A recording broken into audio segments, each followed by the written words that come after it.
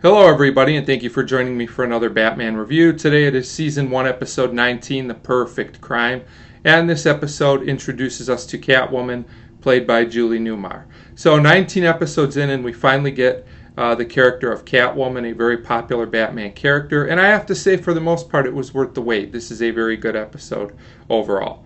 So we start with an excellent introductory scene where Catwoman basically steals a cat statue, which fits in with her personality, I guess. We'll learn her true motives later. But I really like the way the scene is done. All we see is a glove with sharp claws on it. It's a nice way to introduce the character and a different way for this show, which leaves us curious to find out more. I really liked it.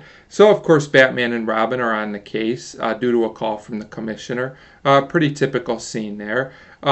After they find out what's going on, we are introduced to Catwoman for the first time with her henchmen, who aren't too great as usual, but I have to say Julie Newmar is pretty great. She's very entertaining and very good as Catwoman right away.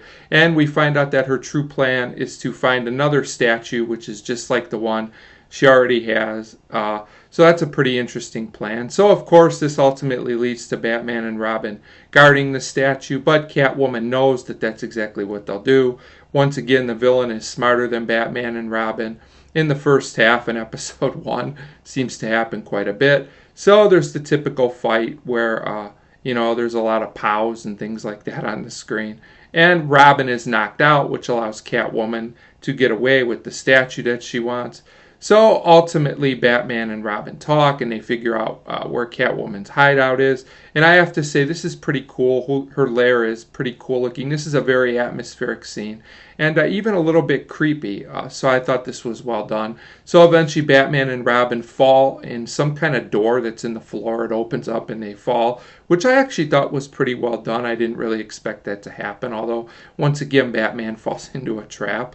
So this basically leads to the old two doors trick where we basically have the lady in one door and the tiger in the other door. And if Batman chooses the wrong door, he'll have to face the tiger. And the other door leads to Catwoman. So, of course, Batman picks the wrong door, and we have our cliffhanger with the tiger. So I have to say, a pretty interesting cliffhanger. And it was also kind of interesting right before this. Robin gets captured.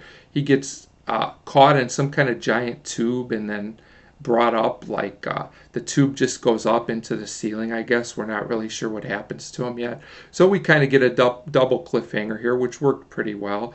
And I have to say, this was just a very good part one all the way around. There's nothing overly spectacular. There's not one scene that I would say stands out as great, but the whole episode's very solid. There's not really anything poor about it either, and it flows very well. And it was nice to finally see Catwoman, and Julie Newmar is excellent in the role. So overall, I'm going to give The Perfect Crime a 4 out of 5. Definitely an episode I recommend to fans of the series. So a 4 out of 5 for The Perfect Crime, and as always, thank you very much for watching.